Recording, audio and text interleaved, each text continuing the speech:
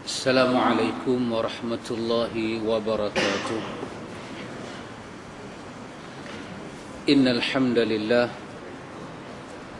نحمده ونستعينه ونستغفره ونعوذ بالله من شرور أنفسنا ومن سيئات أعمالنا. من يهده الله فلا مضل له ومن يضلل فلا هادي له. أشهد أن لا إله إلا الله وحده لا شريك له وأشهد أن محمدا عبده ورسوله. اللهم آتي نفسي تقواها وزكيها أنت خير من زكاها أنت وليها ومولاها. Amin. Amma ba'du. Ikhwatul iman, ikhwatu fid din, a'azzakumullah wa uhibbukum fillah. Alhamdulillah, alhamdulillah, summa alhamdulillah. Alhamdulillah ikhwatul iman, dengan limpah kurnia daripada Allah Jalla wa ala, kita boleh sambung majlis ta'lim.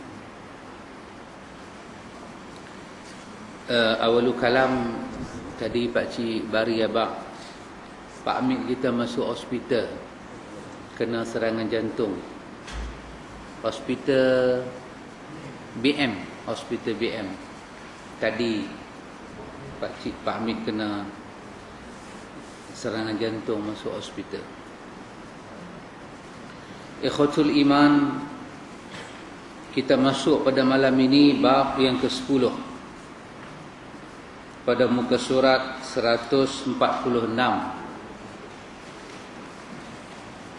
Bab yang ke-10 pada muka surat 146.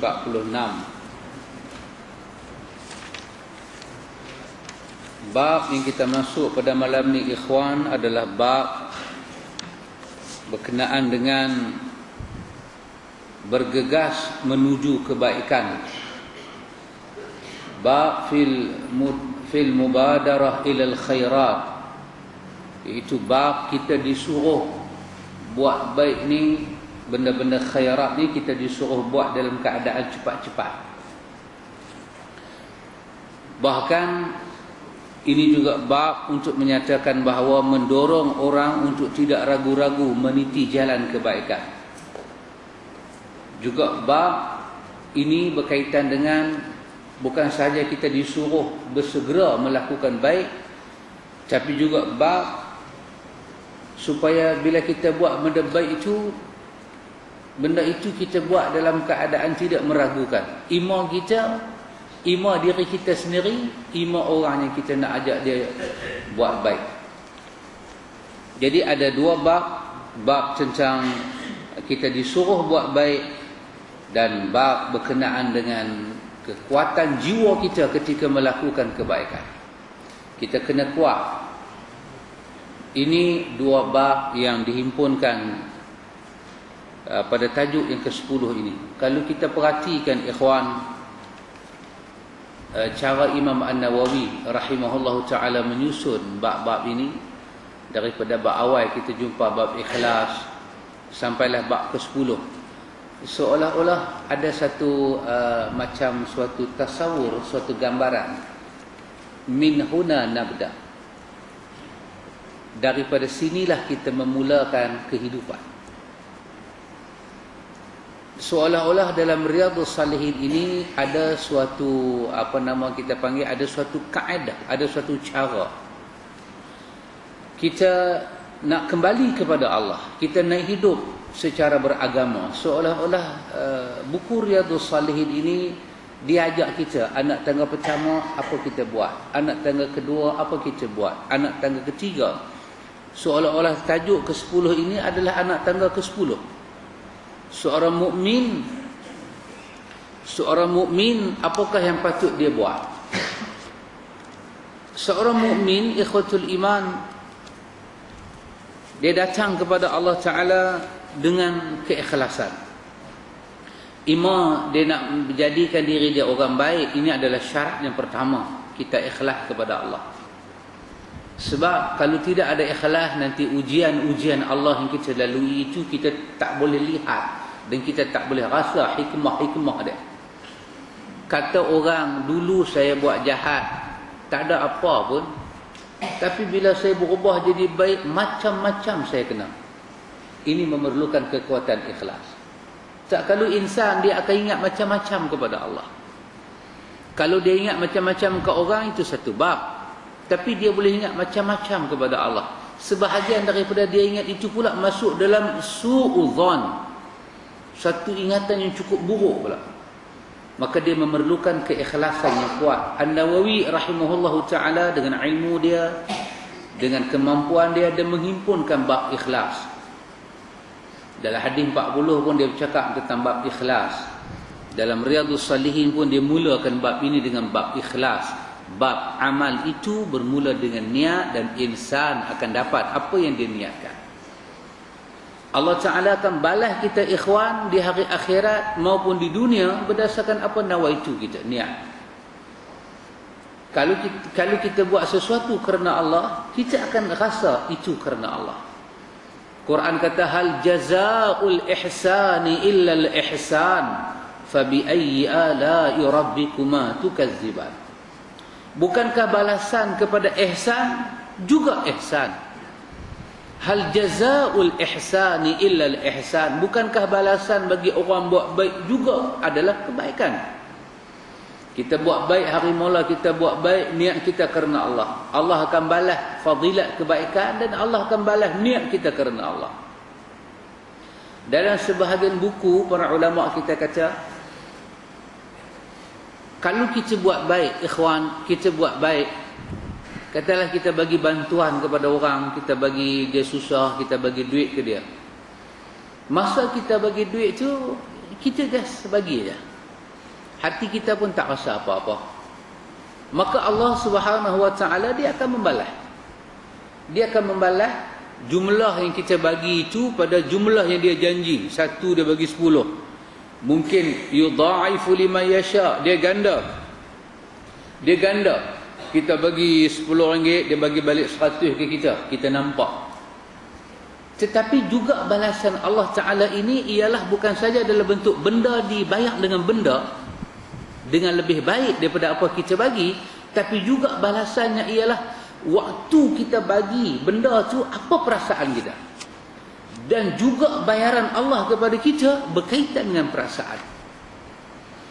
Ada orang dia tolong orang 1000, dia tolong orang 1000, lepas seminggu ke dia dapat cek 10,000. Oh, dia kata ni yang syok tolong orang ni, Tuhan bayar betul-betul. Dia rasa seronok. Ada satu orang, dia tolong orang, masa dia tolong orang tu, jiwa susah tu, dia boleh rasa kawan tu susah macam mana. Kawan tu susah, anak nak belajar universiti, kena hutang, PTPTN, tiba-tiba kangkung aja turun. Subhanallah. Dia boleh rasa macam mana susahnya kawan tu. Dia boleh rasa susah, dia tolong nak selesaikan masalah awak. Dia macam manalah ya Allah kalau aku duduk tempat dia. Hari mungkin setahun lepas tu Allah bagi balik 10,000 yang dia tolong. Allah bagi 100,000 ke dia. Di samping dia boleh pegang 100,000, jiwa dia ini digenggam dengan rahmat Allah. Kerana pada masa dia bagi dengan ihsan, dengan jiwa yang hidup. Maka dia dapat bayaran balik, bayaran benda dia dapat balik, dan dia dapat satu jiwa yang bertambah keyakinan dan iman dia kepada Allah. Air mata dia turun, dia boleh buat sujud syukur, dia boleh menangis. Apa jadi pada dia? Zadatuhum imanan wa ala rabbihim yatawakkalun. Ini juga balasan Allah Ta'ala kepada hamba dia yang tak sama, ikhwan. Tak sama. Ada orang dapat balasan balik, syuur dia tak hidup, jiwa dia tak hidup. Dia memang banyak menderma, dia banyak bersedekah, tapi jiwa dia tak hidup. Jiwa dia tak hidup. Quran kata, khuz min amwalihim sadaqatan tutahhiruhum wa tuzakkihim biha. Ambillah daripada harta mereka itu zakat. Ambillah daripada harta mereka itu sedekah, khudh min amwalihim sadaqatan, ambillah daripada harta, yakni daripada harta orang kaya itu bahagian untuk disedekahkan sebagai zakat, supaya membersihkan harta dan membersihkan jiwa mereka. Yang inilah yang Quran sebut kepada kita, hal jazaul ihsani illa al ihsan. Tidakkah balasan orang buat baik itu ialah dibalas dengan baik juga? Ikhwatul iman. Seolah-olah An-Nawawi ini pada bab yang pertama disusun bab ikhlas. Ini jalan kita ikhwan. Ini jalan kita. Kita bawa diri kita ikhlas dengan Allah. Kemudian Nawawi susun bab yang kedua kepada kita adalah bab taubat.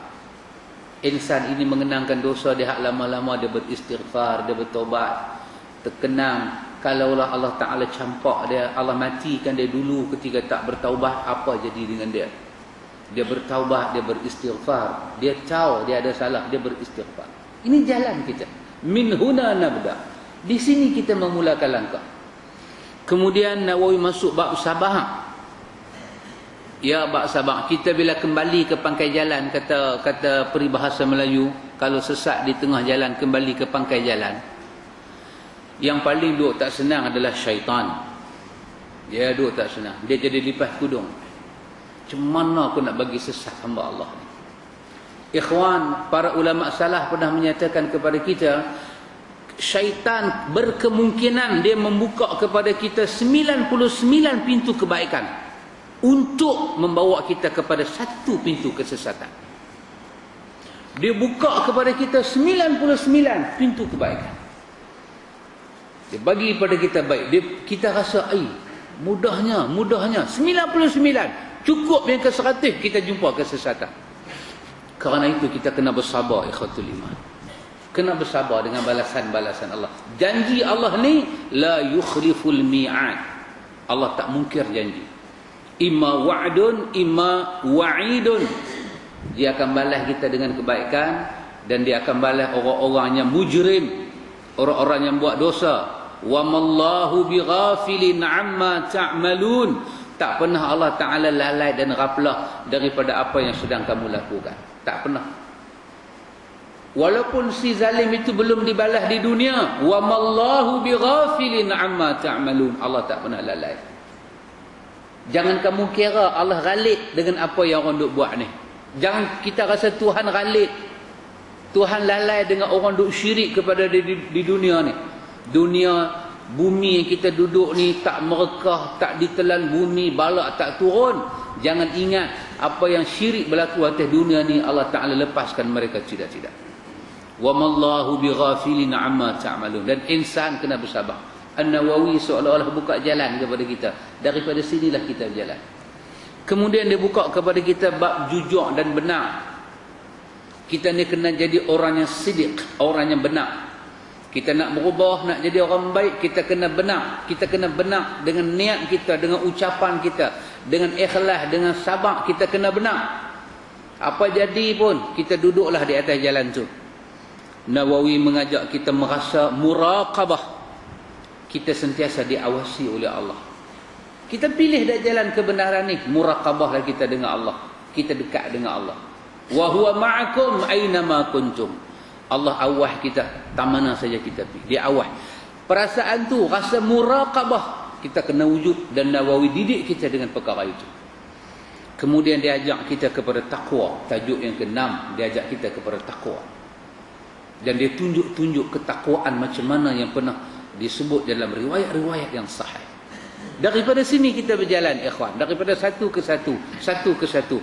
Kita duk pasang puzzle kehidupan ini. Semakin banyak puzzle kita pasang tu, semakin memenuhi kotak-kotak yang sempurna. Masih ada baki puzzle yang lain nak dipasang. Sepanjang umur kita ni duk pasang tu lah, nak bagi lengkap. Daripada taqwa, Nawawi bawa kita kepada bab yakin dan tawakal kepada Allah. Naiklah satu bab kita ini ikhwan, bab yang ke-7, yakin dan tawakal kepada Allah. Yakinlah Allah Ta'ala ini dengan orang-orang yang syirik, dengan orang-orang yang fasik, dengan orang-orang yang mujrim, dia tak pernah rahmati mereka. Yakinlah dan tawakallah ikhwan. Dengan orang-orang mukmin, dia sangat kasih dan dia sangat sayang. Innallaha yuhibbut tawwabin wa yuhibbul mutatahhirin. Sesungguhnya Allah kasih orang yang bertaubat dan orang yang bersih. Yakinlah kita, tawakallah kita dengan ayat tu ikhwan. Masuklah kita kepada keyakinan kepada Allah. An-Nawawi buka bab yang ke-8, bab istiqamah. Istiqamah.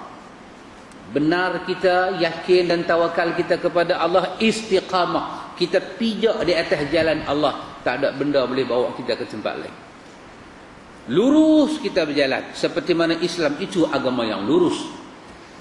Orang kata, macam-macam orang kata. Subhanallah. Subhanallah. Ada satu kawan bercerita dengan saya. Dia kata, apa yang berlaku di Masjid Madinah. Dia cerita pengalaman dia. Dia duduk mengaji sunnah lah. Duduk mengaji-mengaji. Dia pergi umrah dengan satu package mana tu. Package daripada Pasir Dua Butir ni. Bawa pergi. Bila sampai ke Masjid Nabawi, mereka ziarah kubur Nabi. Dia, benda-benda yang dia kata, saya pernah tanya Ustaz Sunnah, macam mana kita nak ziarah kubur Nabi. Ustaz Sunnah kata, just lalu kot tu, nak bagi salam, just lalu pergi. Tak payah duk pergi berhenti, duk angkat tangan, nak, tang tu lah nak selawat. Macam tak ada time dah nak selawat.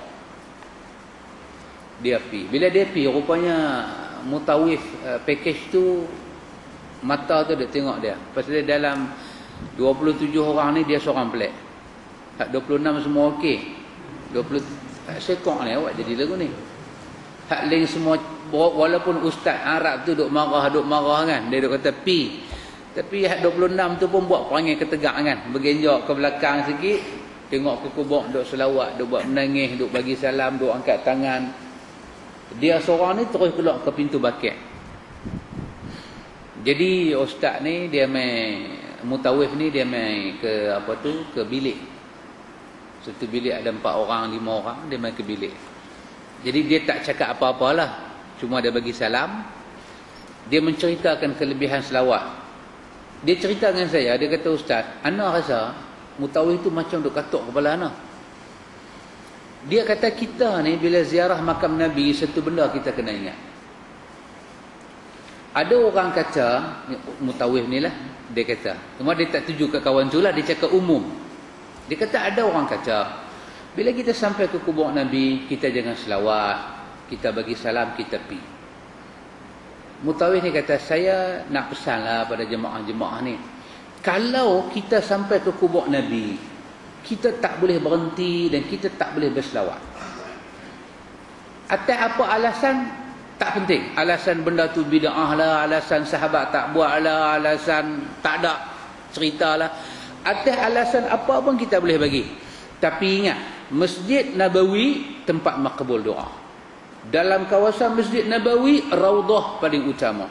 Dan Raudah bersebelahan dengan kubur Nabi. Kubur Nabi ni adalah kubur yang paling mulia dalam banyak-banyak kubur dalam dunia. Ingat, dia kata, siapa yang lintas depan kubur Nabi tak boleh berselawat. Sebenarnya bukan benda tu bid'ah, benda tu dia kena tahu sebenarnya Allah yang tak mau izin dia berselawat pada kekasih Allah. Orang ni tak layak dapat syafaat, dia kata. Oh, keras. Keras. Boleh masuk hospital sebelah Pak Amir. Keras. Ayat dia bagi tu Allah. Istiqamahlah kita ikhwan di atas jalan Allah dan Rasul. Ayat-ayat lagu tu kita dengar masa duduk di tanah suci ni, dia boleh ubah jiwa kita ikhwan. Betul juga ni, bukan aku tak boleh selawat, aku boleh selawat. Cuma benda tu bid'ah. Sedangkan kalau aku nak kata Allahumma salli ala Muhammad, tak mana salah. Hak pakcik seorang tu dia kata, Ustaz ana tengok pakcik tu menangis, Allahu Akbar, pakcik tu kata. Ana tak menangis lah, tapi lepas tu duduk pergi masjid Nabi, jantung duduk jadi tak seronok ah. Aku betul ke? Jadi macam hantuah kan? Tuah ke betul? Jebah ke betul? Jadi kena selawat kan? Ustaz Sunnah kata tak payah buat apa-apa, lintas pergi tengok lagu tu aja. Syekh ni pergi kata siapa yang tak selawat memang Allah lah. Allah yang tak bagi hidayah. Dan kena tahu bila selawat kita dah dekat dah dengan Nabi, kita tak boleh selawat, kita memang orang yang ada masalah hati. Ikhwan, agama Islam berdiri di atas Quran, berdiri di atas sunnah. Di kalangan ulama salafus salih, ada orang datang kepada mereka, kata apa dia? Kalau hang percaya jalan hang benar, kita berdiri di hadapan Allah dan kita tengok Allah hisab kita macam mana. Yang cakap ke dia tu ahli bid'ah. Dan dia kata kepada ulama salafus salih, apa perkataan kau? Kalau hang rasa jalan hang benar, yang tu bid'ah ni bid'ah tu tak boleh, ni tak boleh, maulud tak boleh, marhaban tak boleh, berjanji tak boleh, baca doa waitan akhirun pun tak boleh.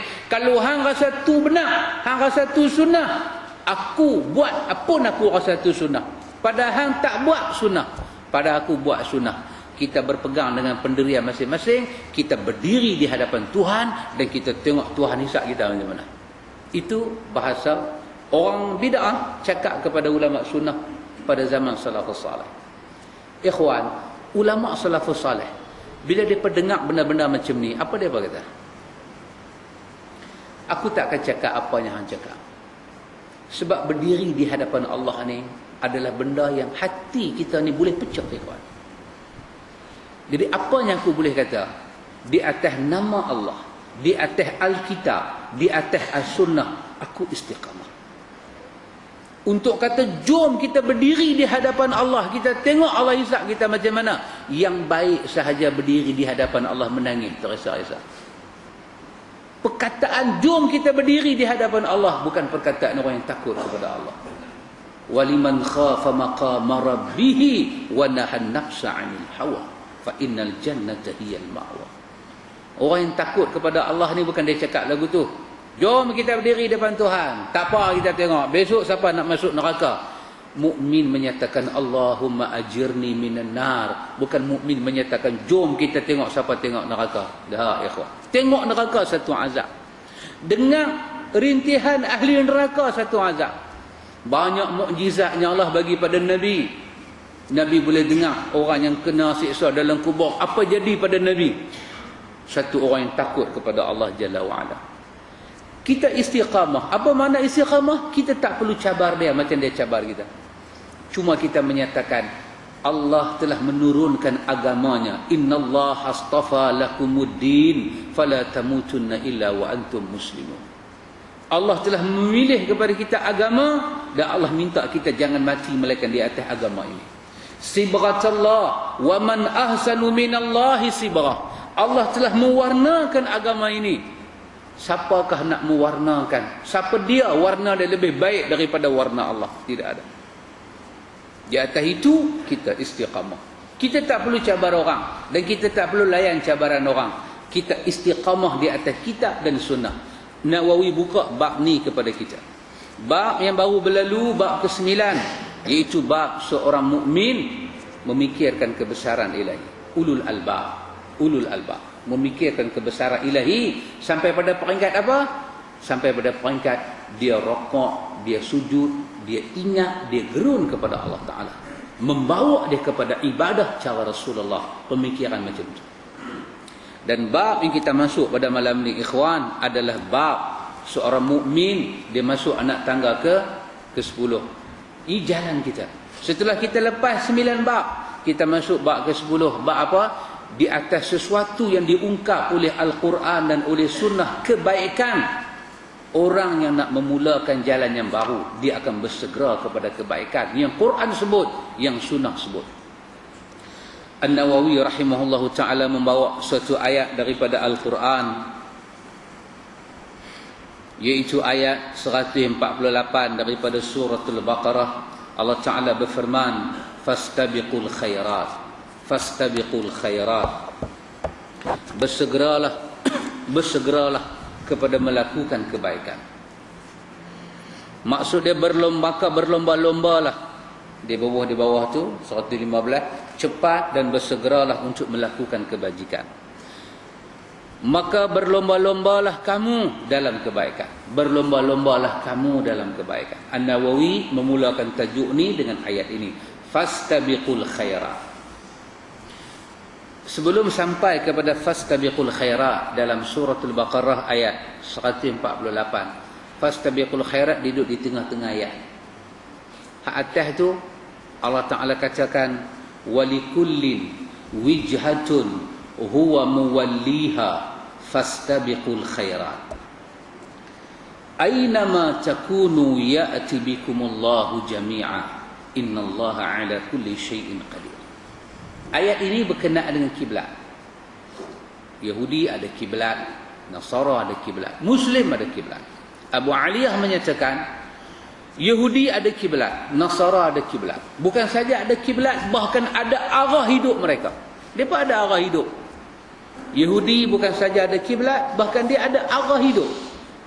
Dia ada dia punya wijah, wijhatun. Dia ada jalan yang dia nak tuju, benda yang dia nak capai. Ada benda dia nak capai. Dia ada hadaf, dia ada kiblat, dia ada objektif, dia ada cara nak sampai. Demikian Yahudi, demikian Nasara. Perbezaan Yahudi, Nasara dengan Muslim. Muslim, kiblatnya Allah tentukan dan arah jalan dia Allah tentukan. Maka arah jalan macam mana Allah tentukan? Allah tentukan kiblat kita. Kaabah Baitullahil Haram. Allah tentukan itu kiblat kita. Nak semayang, nak puasa, nak apa, kita arah ke sana. Dan Allah tentukan jalan hidup kita. Apa dia jalan hidup kita? Fastabiqul khairat. Fastabiqul khairat. Fastabiqul khairat, ikhwatul iman. Istibaq. Maksud dia apa? Orang yang berlumba-lumba. Tapi makna istibaq, orang berlumba di sininya ialah dia berlumba dalam kebaikan sampai peringkat dia ini yakunu min awwalin nas fil khair. Fastabiqul khairat maksudnya dia berlumba sehinggakan dialah orang yang pertama mengalahkan orang lain dalam melakukan kebaikan. Ini wijah. Inilah wajah kehidupan yang Allah bagi pada hamba-hamba dia yang mukmin. Yahudi Nasara dia buat sendiri cara dia. Mukmin fastabiqul khairat. Dalam ayat lain Allah Taala kata wa ta'awanu 'alal birri wat taqwa wa la ta'awanu 'alal itsmi wal 'udwan. Ini adalah wujhah kita, jalan kita. Wa ta'awanu 'alal birri. Kadang-kadang kebaikan itu ada pada si fulan, ada pada si fulan, ada pada si fulan. Ta'awun, Allah kata tolong menolong. Ini adalah wujhah, jalan hidup kita. Ini adalah hadaf kita. Setelah kita boleh satu, kita punya kiblat, hak nama dia Kaabah, kita mukmin mesti satu juga kita punya wijah dalam melakukan khairat. Ada pada orang kebaikan ni, ada pada orang kebaikan ni, kita adalah orang yang istibaq, orang yang kumpul semua kebaikan ni, dan kita orang yang mula. Kita orang yang mula melakukan kebaikan. Di atas albir dan taqwa, ta'awun, kamu tolong menolong, bimbing tangan. Tapi di atas dosa, udwan, perbalahan, kita bukan orang yang tolong menolong. Ini kita punya wijah, kita punya cara hidup, ikhwatul iman. Karena tu Nabi SAW juga sebut dalam hadis Imam Muslim, Nabi kata al-mu'min qawi khairun wa ahabbu ila Allah minal mu'min dha'if wa fi kulli khair. Ihris ala ma yanfa'uk wasta'in billah wala ta'jiz. Nabi kata mukmin yang kuat lebih dicintai oleh Allah daripada mukmin yang lemah. Di atas semua kebaikan itu, Nabi kata jagalah, berlomba-lombalah di atas apa yang bermanfaat kepada kamu dan minta tolong kepada Allah, dan jangan kamu lemah untuk memulakan kebaikan dan jadi orang yang mula melakukan kebaikan. Tu hari Nabi tengok sahabat dalam sah semayang, ada yang lambat, mungkin macam kita, ada yang lambat, ada yang mai berdiri lama, dah habis qad qamati solah baru duduk jalan melentir. Nabi kata apa? Nabi kata khair sufufir rijal awwaluha wa syarruha akhiruha. Nabi kata saf yang paling baik untuk laki-laki adalah di depan dan yang paling buruk di belakang. Nabi nak sahabat ni depan daripada orang lain. Saf yang paling buruk bagi perempuan adalah yang awal, yang paling baik adalah di belakang. Supaya orang laki-laki ni bila dia semayang, dia paling jauh dengan orang perempuan. Jauh dengan orang perempuan, dan dia paling dekat dengan imam, paling dekat dengan Allah, paling dekat dengan rahmat Allah. Nabi nak macam tu. Nabi kata tidak ada kaum yang mereka itu suka lambat. Tidak ada kaum yang mereka itu suka lambat. Dalam hadis Imam Muslim, tidak ada kaum la yazalu qaumun yata'akhkharuna hatta yu'akhiruhumullah. Tidak ada kaum yang suka buat kerja lambat, melainkan Allah akan jadi dia bangsa yang lambat. Ini berkaitan dengan fastabiqul khairat. Lebih-lebih fastabiqul khairat ini dalam bab yang kita nak baca, apa yang Allah Taala kata baik, apa yang Nabi sallallahu alaihi wasallam sebut benda itu baik, ikhwatul iman. Kemudian Imam An-Nawawi rahimahullahu taala ikhwan membawa lagi satu ayat Quran untuk menyokong tajuk, iaitu ayat daripada surah Al-Baqarah, ayat daripada surah Ali Imran 133. Allah Ta'ala berfirman, wasari'u ila maghfiratin min rabbikum wa jannatin 'arduha as-samawati wal ard u'iddat lil muttaqin. Maksud dia, dan bersegeralah kamu kepada ampunan daripada Tuhanmu dan kepada syurga yang luasnya seluas langit dan bumi yang disediakan untuk orang-orang yang bertakwa. Ayat ni memang Allah Ta'ala guna kebaikan itu. Dia kebaikan itu banyak. Wasari'u ila maghfiratin min rabbikum. Kita ini disuruh musari'ah ilal maghfirah, bersegera mencapai maghfirah Allah.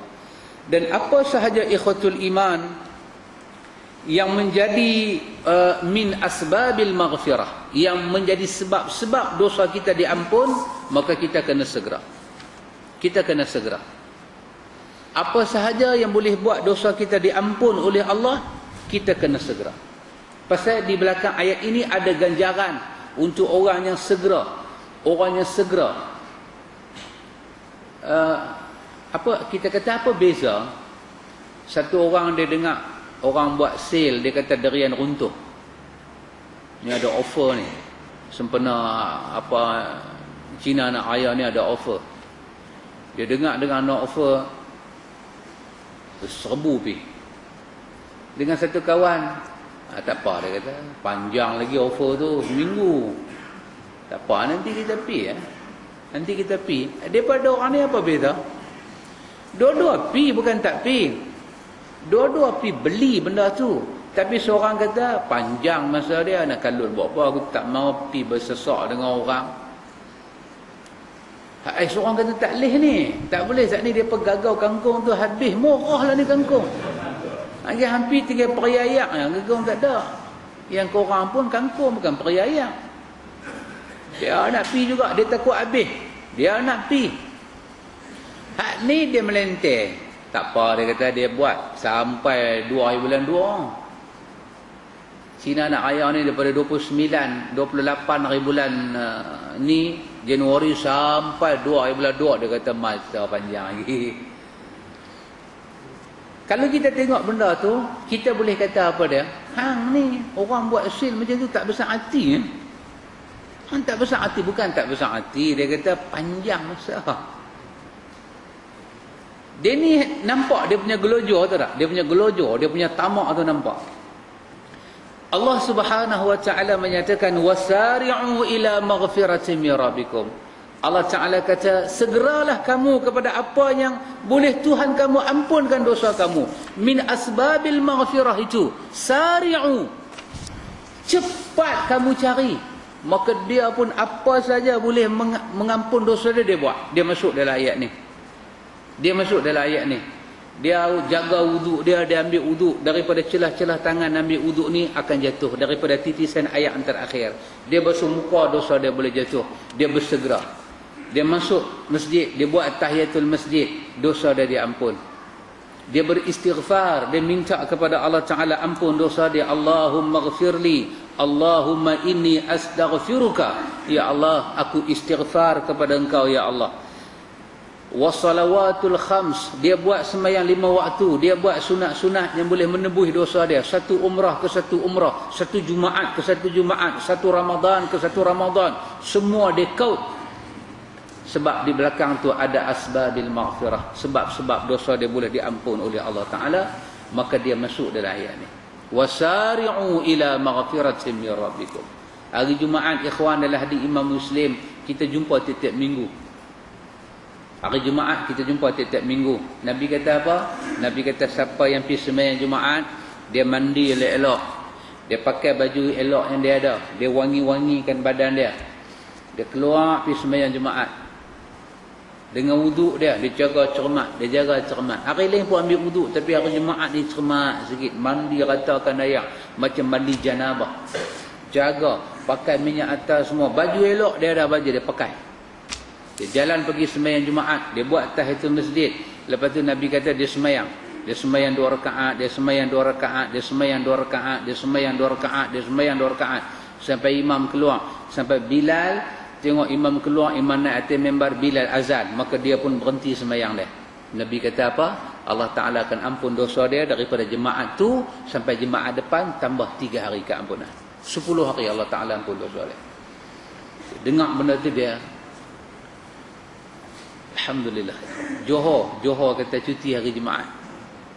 Johor, benda baik kita kata baik. Tak tahulah, bagi sebagian orang mungkin biasalah Jumaat ke Ahad ke cuti. Bagi saya cuti hari Jumaat ini ada satu simbol agama dijulang.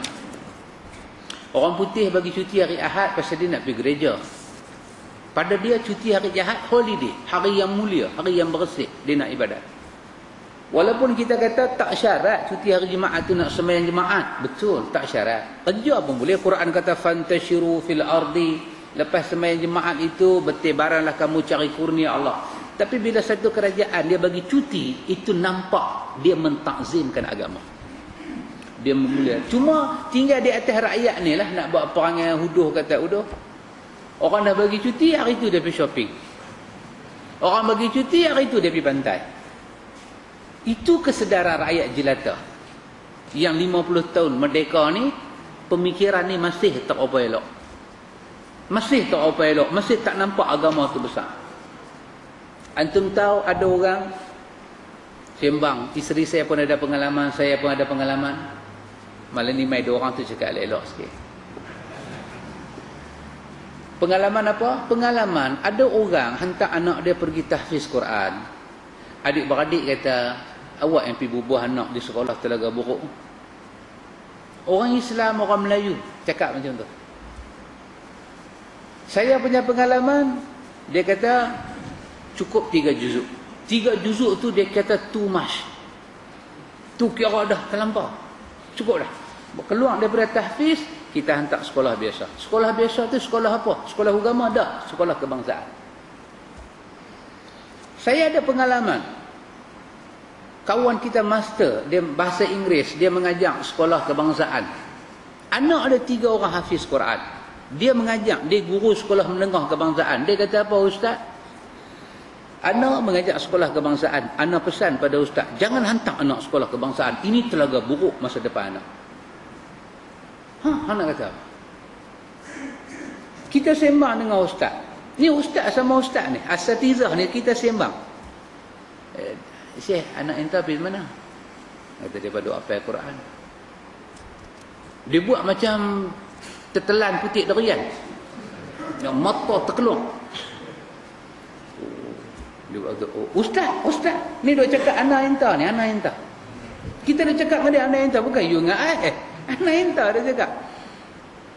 Tapi mana ada hantar hafaz Quran?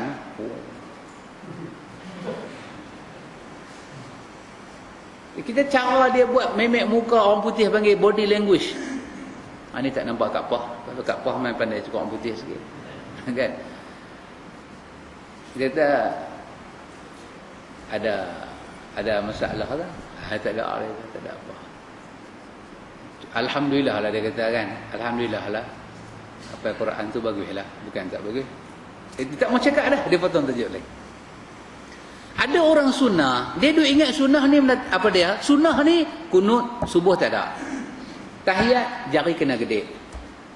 Pakai jubah mesti mau singkat. Tahlil tak ada. Butakah dia? Hak dia duk belajar tu, yang kata kunut tak ada, yang kata pakai jubah jangan labuh, yang kata tak boleh duduk atas kubur, yang kata selawat dalam sembahyang tak ada Sayyidina, yang kata sembahyang tak ada usalli. Sumber benda tu mai di mana? Sumber daripada Quran dan Sunnah. Sekarang ni anak kita pi hafal sumber tu, Pasal apa hang pandang dengan mata jijik? Anak kita pergi hafal sumber tu. Apa punya 5 perut 3 serangkai ni? Sedih kan? Dia sembang dengan saya. Semua saya tak melengah. Apa dia orang mengaji sunnah ni ada otak komunis? Saya kata otak komunis. Bawa keluar anak daripada Mahat Tahfiz, pergi hantar Telaga Buruk sekolah kebangsaan. Dek saya, anak nak jaga masa depan. Syekh. Oi. Oh. What's wrong with you, man? Masa depan apa tu? Anak tengah duk hafal Quran 3 juzuk. Anak duk hafal Quran 3 juzuk. Nak berkeluar daripada Mahat Tahfiz, nak pergi bubuh Telaga Buruk. What your reason, man?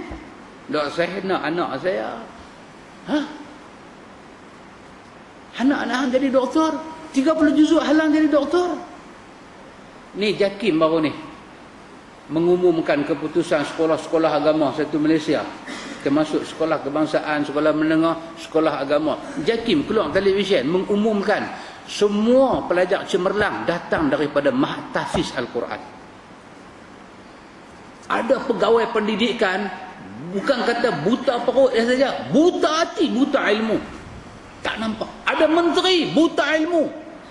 Tak mau ubah, pindah. Tak mau pindah pendidikan supaya anak Melayu Islam hafal Quran daripada darjah 1 sampai SPM.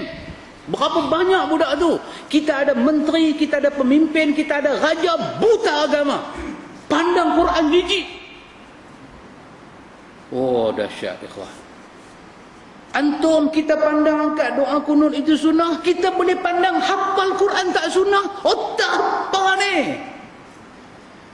Makan sardin kan makan tin sardin? Tak semua orang boleh hafal Quran. That right. Betul. Tapi bawa keluar anak daripada Mahat Tahfiz kerana di atas alasan 3 juzuk dah cukup, saya nak bagi dia kenal ini semua. Not right, man. Tak betul, tak betul. Kita hantar anak kita Mahat Tahfiz, cikgu panggil, cikgu kata sahabat, anak nak maklum pada anak enta dia mampu 5 juzuk.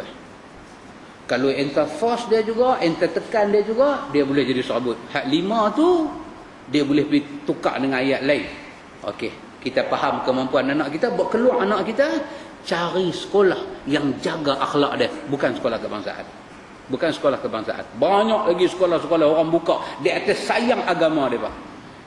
Sikit korang mereka, kita boleh tolak ansur ikhwan. Lepas anak sekolah kebangsaan 5 juzuk, last sekali lambia kuning jadi apa? Jubah buang dah. Rambut hak cantik itu tengah ada rambut tepi pinipih dah. Dia balik cakap rap dengan bapak dia. Assalamualaikum. Yeah. Lagu tu punya cakap. Kita kata bagus nampak budak ni. Bagus. Otak ada apa? Ikhwan, sumber Quran dan sunnah adalah jalan Muslim. Sumber. Mahat Tahfiz banyak, kita tak ada duit. Kita tak ada duit pasal dia punya yuran tinggi. Kita hantar pergi sekolah biasa. Tak apa. Kita tak ada duit, kita tak mampu nak buat macam mana. Kita mampu tuan, kita ada duit. Kita naik kereta elok, pendapatan kita elok. Kita gamak hantar anak kita sekolah tu kerana apa ikhwan? Kerana apa? Ada orang kata tak apa Ustaz, sunnah ni saya boleh ajak ni. Back to your pardon please. Tak, saya anak saya sekolah biasa tapi saya boleh ajak sunnah. Mai saya mau jentik hidung dia bagi bengkak. Ni kita ni jadi tenaga pengajak kepada sunnah ni, khidmat untuk sunnah, berlambak benda kita tak tahu lagi. Banyak kita duk baca kitab-kitab Arab macam ni, ada benda nak berbaris tak lepas. Banyak buku-buku Arab tak lepas lagi nak baca. Tak tahu anak kita muda, belia, baru 9 tahun, baru 10 tahun, kita cut jalan hidayah ke dia. Dia tak boleh pergi, itu lain bab. Tapi pandang rendah dengan tahfiz Quran ni, oh jangan ikhwan. Ada kawan sembang dengan saya, dia kata Ustaz, yang penting faham Quran bukan hafal. Mana punya masdul ni?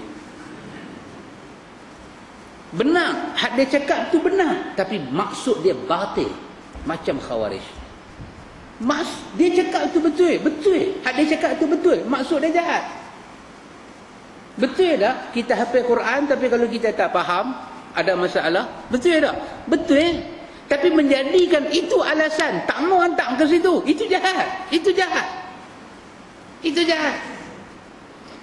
Cucu dia pun tak main mengaji. Tok ni jaga cucu. Jaga cucu.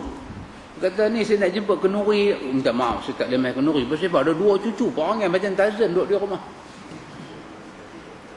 Oh, kita duduk bayang. Oh, gamaknya cucu dia macam Tarzan tu. Lepas subuh, lepas zuhur, dia buka Riyadhus Salihin, dia duduk baca selai-selai. Kita duduk bayang. Pasal dia tak ajak main kuliah cucu dia. Tapi dia bangga cucu dia banyak. Ni anak nombor 1 cucu 4 orang. Ni anak nombor 2 cucu 8 orang. Saya gabung-gabung ni saya baru 59. Gabung ni cucu saya ni ada 27 dah. Dia seronok. Dalam 27 tu Tuhan bagi tanah, Tuhan bagi kebun durian, kebun muktan, langsat. Tuhan bagi kat dia macam-macam nikmat. Dia kata sebulan ni dengan campur dengan pencen, dengan kebun-kebun sewa rumah ni semua agak-agak sebulan bersih dapat berapa? Dia kata tak banyak Ustaz. Tolak pi tolak man dalam 7,500 dah. 7,500. Anak-anak besar lah. Tak boleh ke 7,500 tu dia sponsor satu cucu pi mengaji Ma'at Hafiz? Awak hang nanti jadi bangsat ke? Kita family planning. Kita pendidikan budak-budak ni kita plan. Bagi mereka sekolah ambil SPM semua. Lepas tu barulah nak apply ke tak apply. Kalau kita bagi mereka apply terus lagi tak ada SPM. Lagu ni pun kata sayang dengan sunnah Nabi dia. Lagu ni boleh mengaku sayang dengan Nabi dia. Bila orang hafal Quran dia jadi ikhwatul iman. Saya istighfar pasal saya tak hafal Quran. Saya istighfar. Ini satu kesalahan besar saya buat. Mai umur lagu ni cuba juga apa? Ada surah kita apa? Ada surah tak boleh biar. Istighfar kita. Tapi anak-anak ni nak bagi hafal Quran.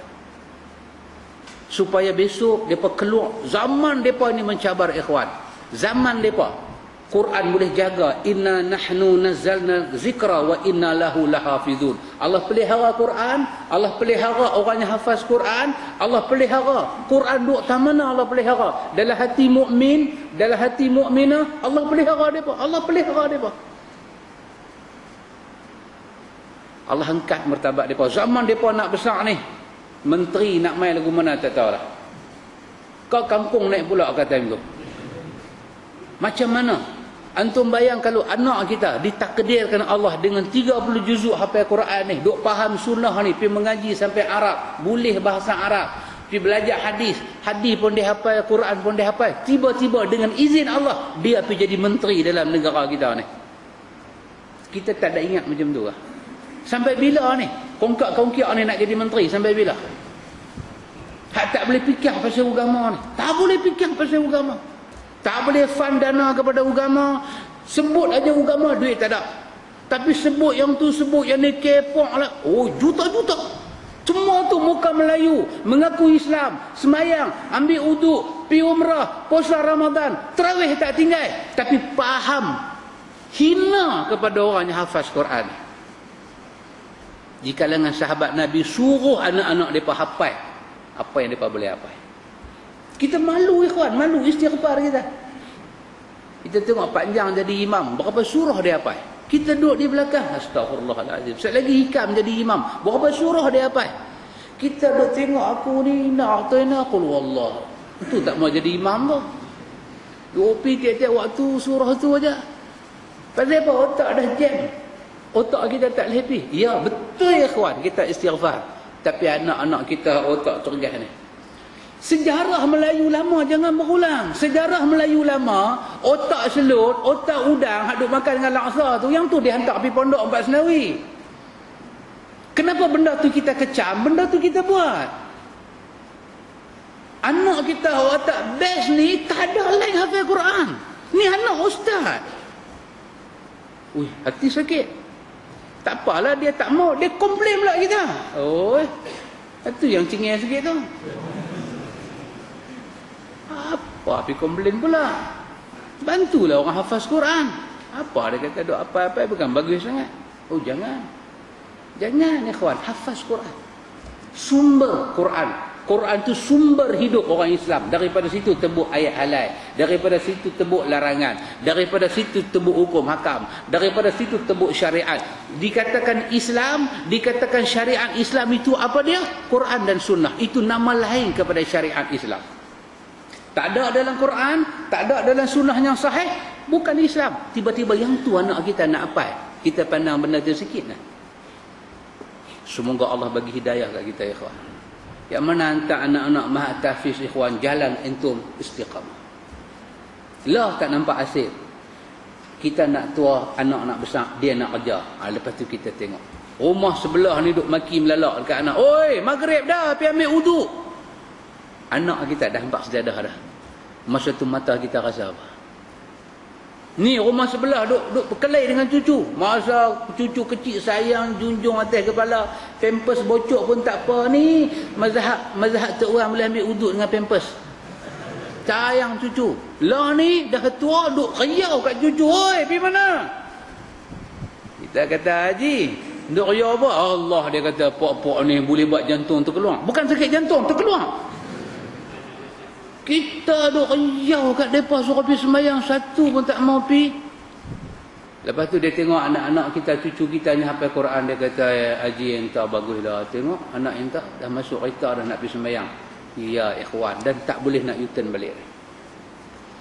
Tak boleh nak U-turn. Macam lah. Macam saya duk tengok kawan-kawan hafal Quran jadi imam, gigit duk dalam hati. Gigit duk dalam hati, jadi gigit. Ya Allah, kita nak pergi rumah mereka tu tak boleh dah. Saya jalan umur pencen dah, tak boleh pergi dah. Tak boleh pergi dah. Saya dengan Pak Amir satu sekolah dulu. Tak boleh dah, nak ulang balik. Tak boleh dah, tak boleh dah. Duk tengok daripada apa yang amma yatasaalun 'anil naba'il 'azim. Ya Allah, kalaulah ya Allah bagilah aku boleh hafal macam dia. Sekali lagi dia tukar. Sa'ala sa'ilu. Apa daripada apa ini? Tadi dia main surah jin. Kita pegang kata surah jin. Kita ni dah jin. Kita ni dah jin. Tak boleh nak pergi. Ikhwatul iman. Imam An-Nawawi rahimahullahu ta'ala ikhwan, dia bawa satu hadis pada malam ni. Dia bawa kepada kita satu hadis untuk menyokong tajuk ni. Kita disuruh buat baik.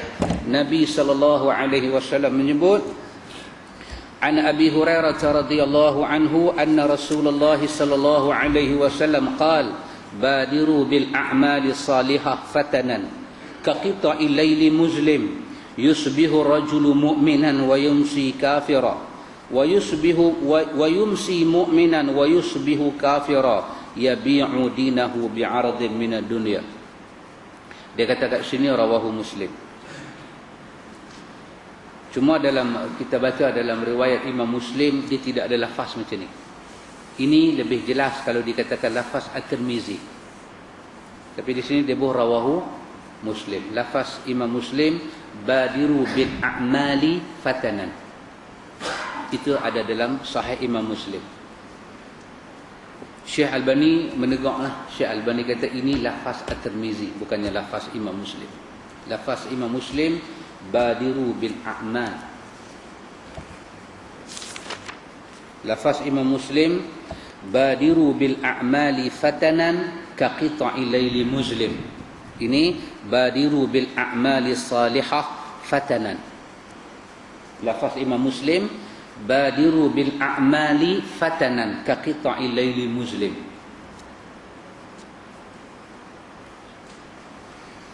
Maksud dia daripada Abu Hurairah radhiyallahu anhu, Nabi sallallahu alaihi wasallam menyatakan, bersegeralah beramal sebelum datang fitnah-fitnah seperti potongan-potongan malam yang gelap gulita. Nabi kata, yang mana seseorang di pagi hari menjadi mukmin dan di petang hari berubah menjadi kafir, dan di petang hari dia seorang mukmin, di pagi hari dia berubah menjadi kafir, dia menjual agamanya dengan sedikit perhiasan di dunia.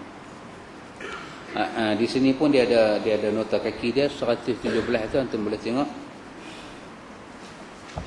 Ini lafaz Imam Muslim. Tapi martabat dia sahih juga. Martabat dia sahih. Ini Imam An-Nawawi rahimahullahu ta'ala, ikhwan, dia bawa kepada kita hadis ni untuk menyokong kita disuruh sari'u, cepat-cepat buat baik. Badiru bil a'mali fitanan, cepat-cepat kita buat amal. Amal di sini adalah amal yang saleh. Amal yang salihah, bukan amal jahat. Kita tak disuruh menyumbang, bagi galakkan, bagi dana, bagi sumbangan kepada benda-benda yang jahat. Tak disuruh. Sama sekali tak disuruh. Kita disuruh buat benda baik. Dan benda baik, benda yang Nabi buat. Pasal itu kita kata, di antara pegangan ahlu sunnah wal jamaah pada ikhwan, kebaikan itu apa yang baik di sisi Allah. Baiklah dia. Imam, kita anggap satu benda itu baik. Masuk dengan jiwa kita, masuk dengan perasaan kita. Tetapi agama ini, Quran, sunnah yang sahih tidak memberi pengiktirafan dia baik, maka demi Allah dia bukan kebaikan. Dia bukan kebaikan. Kacamata kebaikan itu mesti daripada Quran dan sunnah. Itu kacamata kebaikan. Jangan tengok kebaikan dengan timbangan, dengan sisi pandang yang lain. Kebaikan mesti datang daripada Quran, sebab Quran yang kata wa fa'alul khair, buat baik. Lepas tu fastabiqul khairat, kamu jadi orang yang mula sekali buat baik. Hadis kata la tahqiranna syai'an minal ma'ruf. Kalau benda tu baik walaupun nampak kecil, kamu jangan perdik dia, kamu jangan pandang hina dia. Kamu kena mengiktiraf itu adalah kebaikan. Itu adalah kebaikan. Walaupun harga kangkung tu turun, baiklah juga. Baik. Lepas ni kita pergi mana pun kedai toyang, kangkung belacan. Baik juga. Kelisa ke apa ke tak makan lah, kita tak turun lagi. Tapi dia baik lah. Tapi di belakang baik itu kepala otak dia. Tapi dia baik. Benda baik kita kata baik lah. Walaupun dia kangkung. Mana tu orang besar cakap lagi tu. Badiru bil a'mal. Kita disuruh buat amal paling baik. Mengikut Quran, mengikut sunnah, tanpa syirik kepada Allah. Dengan ikhlas, ini cukup baik. Kualiti nombor 1 ikhwan. Nabi kata apa dia? Fatanan. Fitanan. Di antara sebab Nabi suruh kita buat benda baik cepat. Yang ada dalam Quran, ada dalam sunnah. Kebaikan kita tengok apa yang Nabi bawa. Tak payah kita nak cipta-cipta dia. Kerana fitanan. Nabi kata ada ujian hidup, ada fitnah. Yang fitnah tu Nabi kata kaqita'i laili muslim, macam mana potongan malam, dia masuk keping, dia masuk sikit, dia masuk, macam waktu malam. Petang pukul 6, 6.30, 6.30, 6.45, 6.45 jadi pukul 7. Macam mana perpindahan sikit, slow. Bang maghrib dia hilang dah, cerah dia main gelap. Fitnah ni dia main berkeping-keping, dia masuk sikit sampai kawannya kena fitnah. Dia tak sedar kata dia kena fitnah. Dia sudah dalam fitnah. Kalau dia mengaji sunnah, dia kata buat apalah saya suruh anak saya hafal Quran. Kalau itu bukan fitnah tu apa dah ikhwan? Tak sedar, kita tak sedar. Kita tak sedar. Baru ni kat Kuala Lumpur, saya kata dalam kuliah saya, atau pak cik tu dia main jumpa, dia tak puas hati dengan saya. Apa saya kata? Kita tidak diutuskan oleh Allah untuk menafikan orang. Kita tak diutuskan oleh Allah untuk menafikan orang. Kita buat apa yang kita yakin dia di atas kebenaran. Orang, kita nak paksa dia macam kita, tak boleh. Tak boleh. Kita ikhwan, kita duk belajar siang malam pagi petang, siang malam pagi petang. Kita belajar sunnah. Apa dia? Percaya, kita percaya. 100% kita percaya. Tahlil untuk orang mati tak ada. Tak ada. Duk pergi talqin atas kubur, hadis itu lemah. Tak talqin, sekadar baca doa, itu afdal. Kita pergi ke tanah kubur, kita baca doa. Itu lebih afdal daripada kita duk pergi sembang saat lagi malaikat nak mai. Baca doa cukup. Dah habis itu semua, keluarga si mati duduk sah dekat tanah kubur. Lama mana? Lama sembelih seekor kambing, lapah, bahagi daging pada orang. Lama mana? 30 minit, 40 minit. Lama tu kaum keluarga berada di situ. Teman dia kerana dia sedang disoal oleh Allah. Beri suatu doa sabit pada dia. Ya Allah, bagi dia boleh sebut, ampun dosa dia, selamatkan dia. Berulang-ulang keluarga dituntut buat lagu tu. Ini sabit dalam sunnah Nabi. Dekat tu lah. Orang lain duduk bersila, duduk gedebang ratib, tahlil, yasin, apa semua dia buat. Kita kata kita takkan buat lagu tu pasal tidak sabit cara Nabi. Kita tanya kat dia, sahabat, enta buat pasal apa? Dia kata benda ni sunat. Dia kata sunat. Kita kata tak ada. Tidak ada riwayat cerita Nabi duduk pergi ratib lagu tu, tak ada. Enta tak jumpa, kami jumpa. Bukan jumpa, tak jumpa, tak ada. Apa ni, apa beza kalau kita pergi tanam mayat dengan kita tanam kucing mampu, apa beza? Dia kata beza ni orang tu kucing lah. Betul lah, dia kata ada lagi satu beza. Beza apa dia? Talqin lah. Kalau tak talqin tu kucing mampu, dia kata. Allah Akbar. Kok mana dia dapat ilham tu? Aduh, kita pegang tu ni. Apa Syekh ni? Beza tanam kucing dengan tanam orang. Beza dia. Satu kucing lah. Muka kucing, kaki kucing, ekor kucing, bulu kucing. Yang kedua, beza dia talqin dengan tak. Kalau talqin, itu orang. Kalau tak talqin, itu kucing. Aduh, ya Allah. Kita tak payah bantah dah. Tak payah bantah dah. Kita buat apa yang kita buat. Dan kita tak boleh berubah. Dalil dia ada. Dia pun ada sayang kepada Allah, dia pun ada sayang kepada Rasulullah. Tapi dia pilih cara tu. Kita tak payah bantah. Syekh, enta tak ada sayang punya dekat Nabi. Jangan. Kita jangan bantah sedalam tu. Kita bantah apa yang khairat dia buat tu secara zahir. Okay, tak ada. Saya ni duk berarak makhluk pasal sayang kat Nabi ni, hampa tak berarak ni tak ada sayang. Kita kata, Syekh, jangan cakap macam tu. Enta tak boleh bantah sayang dan cinta ana pada Nabi. Dan ana pun tak bantah hati enta sayang ke Nabi. Cuma ana bagi tahu cara enta tidak ada dalam riwayat. Apa yang ana buat bukan ana reka, tapi ada dalam hadis. Enta boleh sema.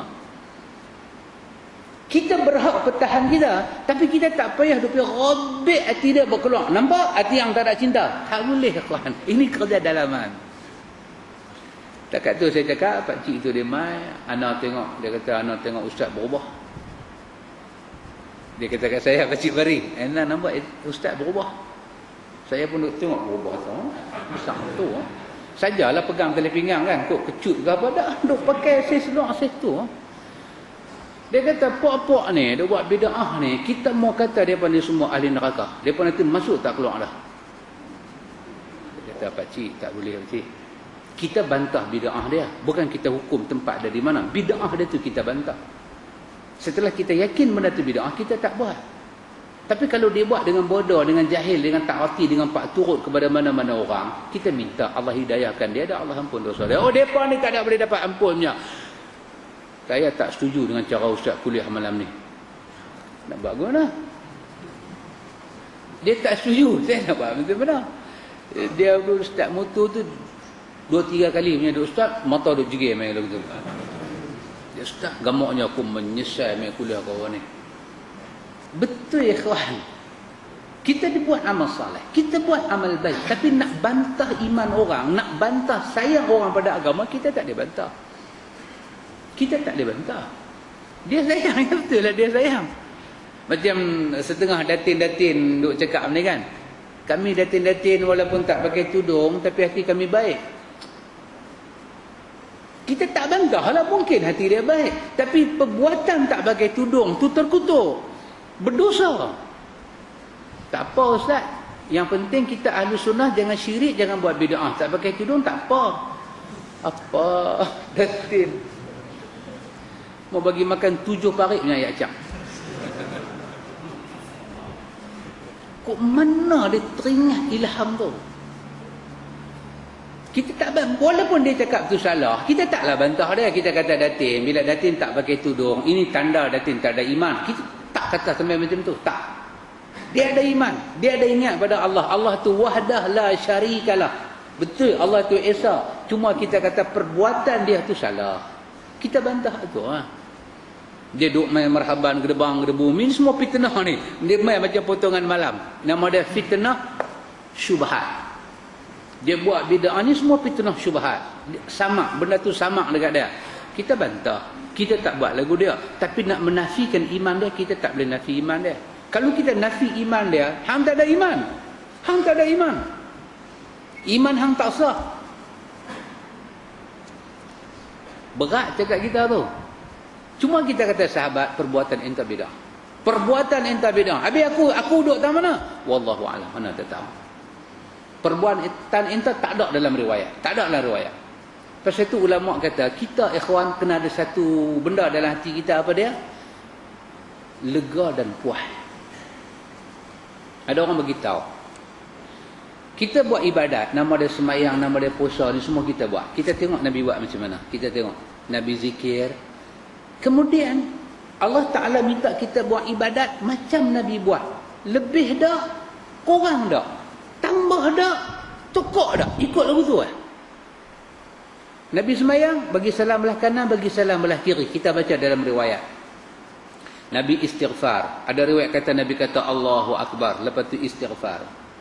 Subhanallah, ayatul kursi. Kita tengok, kita buat.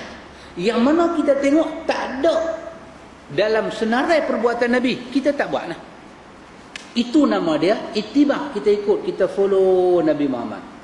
Ada orang dia tak boleh, dia tak boleh nak istiqamah macam tu. Dia tak boleh. Dia rasa macam betul bendui.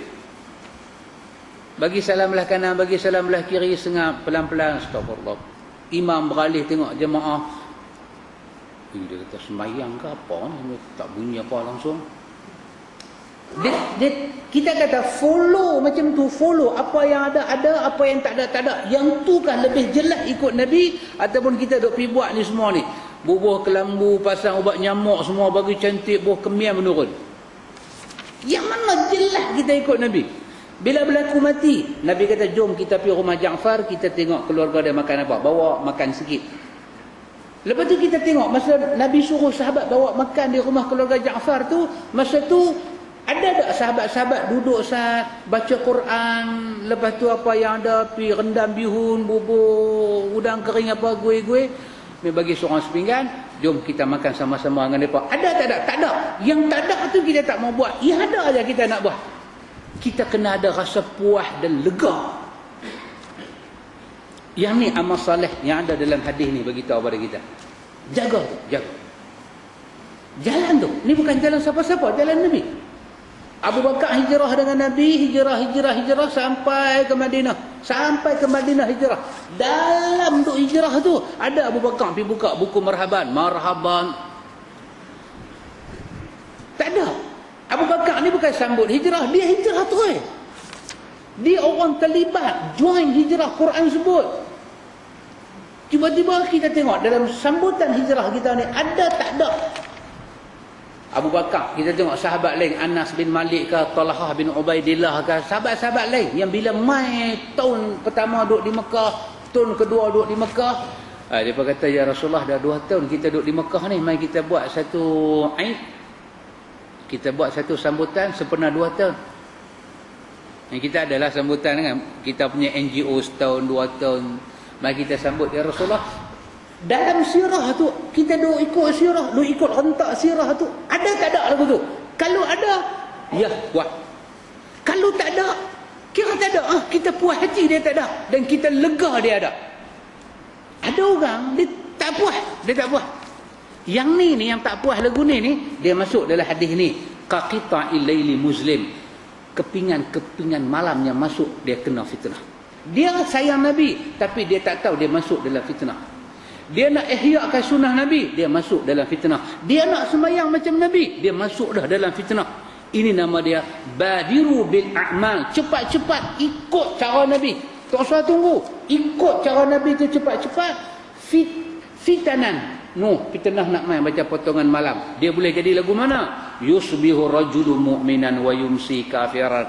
Belah siang ni cantik, belah subuh ni cantik ikut sunnah. Pak mentua mai belah petang, dia buat tahlil dengan pak mentua dia. Dia boleh jadi lagu tu. Dia boleh jadi macam tu. Kecil punya hal boleh jadi.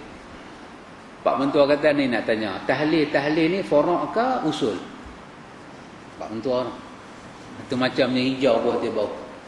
Kata Pak Mentua ni. Ni ayah nak tanya hak tu hak. Apa dia ayah? Face to face. Tengok muka ayah. Tengok jegik mata ayah. Renung dia kata. Apa dia ayah nak buat? Ayah nak tanya, usalli, kenuri kenara, tahlil ni baca marhaban, forok ke usul? Ni menantu ayah duk mengaji kan? Satu macamnya lembut dia masuk. Tapi semua tu jarum karat tu. Ni menantu ayah ni punya seronok dapat menantu macam hang ni. Ni menantu ayahnya lain macam setan. Tapi jangan abang kat depa dia kata. Ni seorang ni lah penyejuk hati ayah. Baik tahlil kita duk buat ni duk ratik forok ke usul. Dia kata forok lah ayah. Okey, alhamdulillah. Kan? Itu menantu ayah jawab. Tu tanda kau mengaji tu. Ayah puji. Ni duk terbang dah. Forok ni apa dia? Forok ni kira khilaf lah ayah. Oh alhamdulillah. Ni ayah seronok cakap dengan menantu macam ni. Menantu 3 ekor tu bengong. Dia tak tahu apa. Ni menantu ayah ni. Oh, forok tu khilaf ulama kan. Baik. Khilaf ulama ni boleh pakai ke tak boleh pakai? Kita cakap tu ilmu. Ya khilaf boleh pakai. Alhamdulillah. Kan? Jadi apa salahnya? Menantu ayah dah kata benda tu khilaf. Khilaf tak ada apa-apa kan? Khilaf ni boleh buat, boleh tak. Dia bagi contoh pula. Doa kunut subuh kan? Apa hukum dia? Khilaf. Apa hukum kepada baca doa kunut mazhab Syafi'i? Sunat. Boleh buat, boleh tak buat. Tinggal dengan sengaja, tinggal dengan lupa, tak khabar dengan sujud sahwi pun subuh sah. Betul tak? Betul tak ayah kata ni? Kata betul ayah. Alhamdulillah, menantu ayah ni ayah sayang betul. Apa salahnya ayah panggil orang main ratik? Benda ni khilaf. Benda ni bukan dosa besar, bukan zina, bukan apa. Benda ni khilaf aja. Macam mana ayah, menantu ayah ingat? Itu garu tempat tak kata. Duk garu ni. Betul juga ayah kata dah. Subuh tadi main kuliah subuh ustaz duk bambu. Masuk petang, lepas asar jawabnya duk bagi la ilaha illallah, la ilaha illallah. Ni Nabi kata, fitnah tu masuk, subuh dia mukmin, mai waktu petang nampak tak mukmin. Itu contoh biasa. Contoh gadai agama Nabi bagi tahu ni.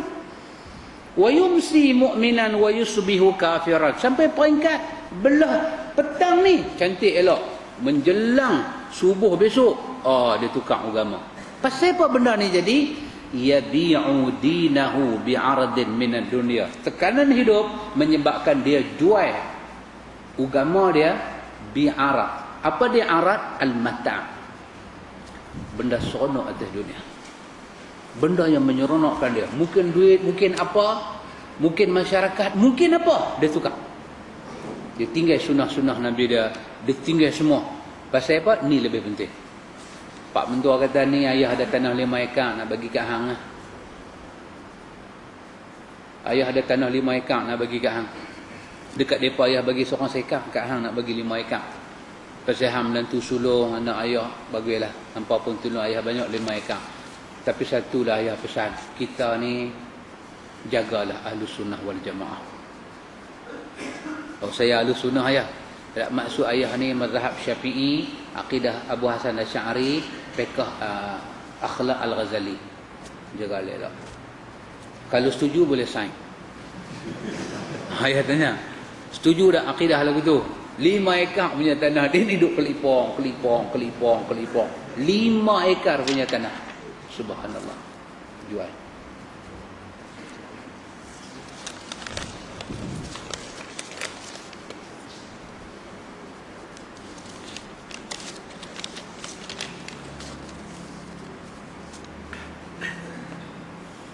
Oh soalan.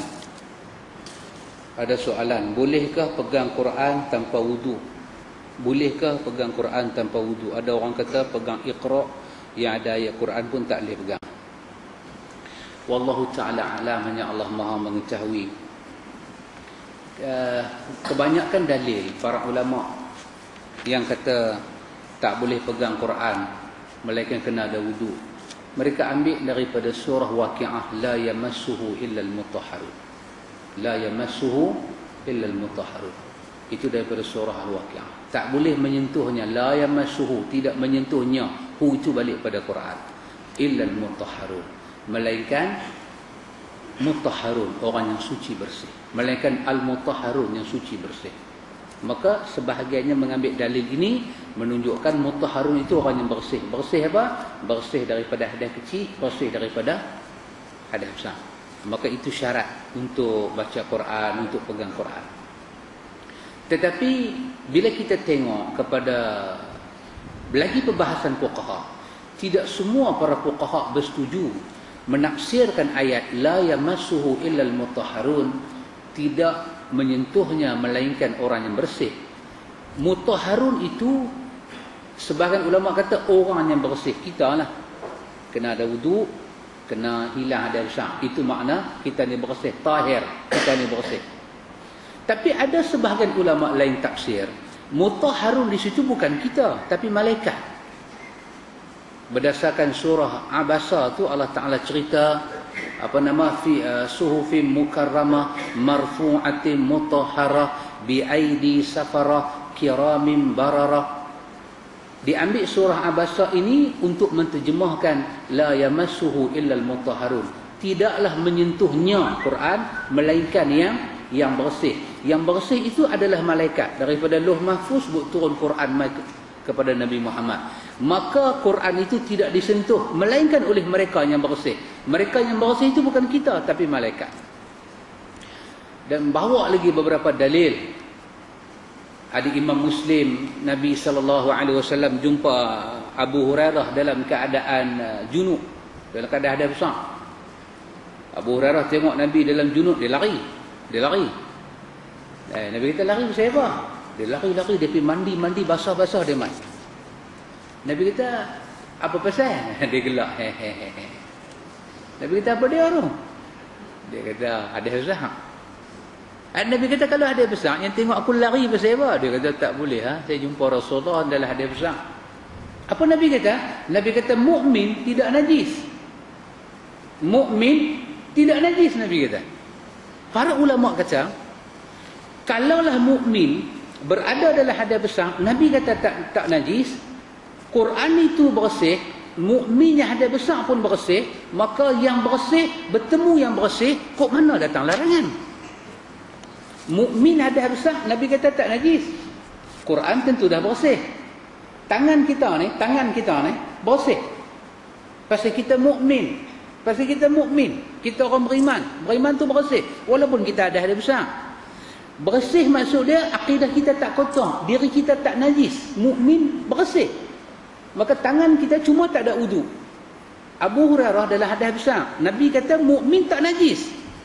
Tangan kita ni mukmin, tak ada najis, cuma tak ada wudu. Yang tak ada najis, pi pegang Quran yang bersih. Takkanlah tangan yang bersih, pi pegang Quran yang bersih, hukum dia kotor.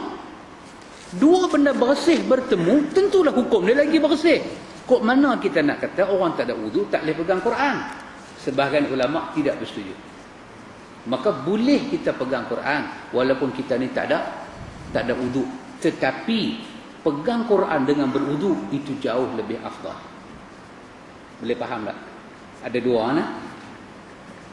Boleh tak boleh pegang Quran tak ada wudu? Jawapan dia boleh. Yang mana lebih afdal? Nampak lagi satu. Yang mana lebih afdal? Pegang Quran, baca Quran dengan wudu ataupun tanpa wudu? Lebih afdal pegang dan baca dengan wudu. Tapi kalau tak ada wudu, boleh tak pegang Quran? Boleh. Yang mana lebih afdal? Wudu lah lebih afdal. Pasal dia boleh menghapus semua dosa-dosa kita. Sampai pada peringkat, jangan habaq ke orang ni rahsia kita. Sampai pada peringkat, ulama masih bincang. Apa dia? Dalam hadas besar, wanita haid, kita junub, boleh tak pegang Quran? Boleh tak baca Quran? Sampai hari ini, tidak ada hukum persetujuan. Dalil yang kuat berpihak kepada boleh. Boleh. Kerana Nabi sebut, wanita haid tak boleh apa? Tak boleh puasa. Wanita haid tak boleh apa? Tak boleh semayang. Wanita haid tak boleh apa? Tak boleh bersama dengan suami dia. Ini saja larangan yang bahasa kita kan, larangan yang nala-nala ni, bosok-bosok yang tak boleh buat. Maka tak disebut pun wanita haid jangan pegang Quran, jangan baca Quran. Orang junub jangan pegang Quran, jangan baca Quran. Tidak ada larangan seperti itu. Maka benda ni jadi khilaf. Tanya saya lah. Because you ask me.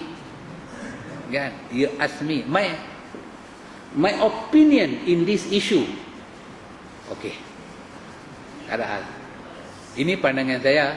Boleh tak baca Quran tak ada wudu? Boleh. Bolehkah pegang Quran tak ada wudu? Boleh. Ni saya ni ada besar ni. Saya tak mandi lagi. Boleh tak saya pegang Quran? Boleh. Sampai ulama bincang lagi. Sampai belum satu keputusan yang tepat. Kita ambil wudu. Gatal-gatal. Sudah garu kawasan larangan. Kena Angry Bird. Kawasan tu larangan. Kena Angry Bird. Tangan tak berlapik. Kita dengan kain sarung kan. Garu kok atas dia korang sedap. Gagau masuk kok dalam lah. Gagau. Angry Bird tu bangkit. Pap kata kena. Allah. Dia main dah. Kan Ramli duduk di Usha bilik cikgu apa? Siapa? Salma ke? Cik Salma. Mai pakcik tu kata tengok apa Cik Ramli? Dia kata saya heran ni kayu jati, ni kayu bakau. Tak tahu dia buat renung-renung, dia tampak dia kawan tu. Apa dia Cik Ramli? Dia tampak, dia tanya, dia kata kutu babi. Allah, batal wuduk saya. Yang tu jelaslah batal wuduk. Dia kata kutu babi batal. Ni Angry Bird. Angry Bird bukan kutu babi. Baik. Batal ada wudu. Al-Imam Al-Bukhari dia kata batal. Imam Bukhari kata batal. Dia pegang satu hadis. Tapi fuqaha lain kata tak batal. Tak batal. Fuqaha lain kata tak batal. Dan yang kata tak batal kita sentuh terkena kita punya sendiri tanpa lapik, tanpa apa. Dia tidur ke dia jaga bab nombor 2. Kita sentuh. Dia kata tak batal. Pasal apa? Dia macam satu isi tumbuh di badan kita. Macam kita pegang benda ni, kita pegang telinga, kita pegang ni. Maka kita pegang benda tu. Cuma beza yang ni dia tak hidup. Benda tu dua alam. Dia boleh hidup, dia boleh tak hidup. Itu saja beza. Tapi masih fatwa macam tu ditulis dalam kitab-kitab sunnah. Sebab ketika cakap batal wudu, Quran cakap keluar sesuatu daripada depan dan belakang. Masa kita tersentuh kita punya, ada keluar sesuatu tak? Depan atau belakang? Pegang-pegang terkencing, betul Pegang-pegang dia jadi macam mana lah, betul Dia pegang-pegang, tanya dia apa khabar, duk urut elok aja. Maka masih diperbahaskan oleh para ulama tidak batal wudu. Jadi if you ask me, saya kata tak batal wudu. Itu kita bacalah. Dalil ulama lain batal wudu ada. Tapi bila kita compare tak batal, itu jauh lebih jelas. Itu jawapan saya lah. Wallahu ta'ala alam. Orang perempuan bolehkah ke ziarah kubur atau tunggu kubur atau tunggu kubur? Wallahu ta'ala alam. Hanya Allah Maha mengetahui. Dahulunya ada hadis menyebut larangan ziarah kubur. Lepas tu Nabi kata nahaitukum an ziyaratil qubur. Dulu aku pernah larang pasal kamu dekat dengan jahiliah, dekat dengan tokoh-tokoh berhala. Kawasan Mekah ni masa dulu pun kalau kamu pi tak ada manfaat mana pun kamu dapat. Tapi bila sahabat masuk ke Madinah, Nabi kata fazuruha, ziarahlah kubur. Kalimah ziarah kubur itu meliputi pada umat Nabi. Cuma ada hadis menyebut dilaknat wanita yang dia menjadikan ziarah kubur macam ulang-alik nak sembahyang ke masjid. Dia pergi pagi, dia balik tengah hari, dia pergi pula. Dia balik pula sekali, dia pergi pula. Kira boleh kata dalam sehari itu kerana kubur dekat dengan rumah dia, dia pergi dekat 6 kali. Perbuatan macam ni ada hadis mencatatkan dia terkutuk. Satu perempuan dia nak ziarah kubur, dia ada mahram dia, ada suami, dia pakai pakaian yang elok, dia tak buat makar apa, dia tak buat tabaruk jahiliah, dia boleh jaga adab-adab kubur, masih ada pandangan ulama membenarkan dia. Silakan pergi. Tapi kalau nak pergi sampai tak tahu apa, dengan mulut merah nak pakai, dengan rantai nak pakai, gelang nak pakai, orang pergi kubur tu memanglah duk tengok mayat sebelah mata aja, lagi sebelah mata duk usyar tu macam ada ni. Dengan duk menangis, duk sok-sok, sekali lagi tangan jolok masuk dalam tudung, rambut berkelok jolok pula. Kita nak tengok kubur kan nak tengok dia? Kalau macam tu duduklah kita. If you nak ziarah kubur, get ready. Jaga elok diri kita. Pakai yang menasabah. Jaga diri kita. Bismillah, masuk dengan adab. Masuk. Assalamualaikum dekat ahli kubur semua. Terus kepada kubur yang kita nak cari. Cari arah kiblat. Baca doa. Minta Allah ampun dosa dia. Allah ampun dosa kita. Kalau kita main dengan anak, main dengan isteri, kita cakap sepatah. Satu hari kita nak pitang sini, tak ke mana. Takut kepada Allah. Habis. Kalau rasa semak-semak nak buang sikit-sikit, buang sikit-sikit. Habis. Bunga ke, ayak ke, apa ke, tak payah tabak. Jaga kubur tu bagi elok-elok sudah. Lepas tu keluar. Nak ziarah lagu tu, silakan. Seorang-seorang Tok Safi. Seorang-seorang Tok Safi. Ada anak, ada ni, jalan elok-elok. Jadi larangan itu bersyarat. Bukan secara mutlak. Itu pandangan saya. Wallahu ta'ala alam. Ikhwan, insyaAllah kalau diberi kesihatan, kita sambung lagi satu hadis.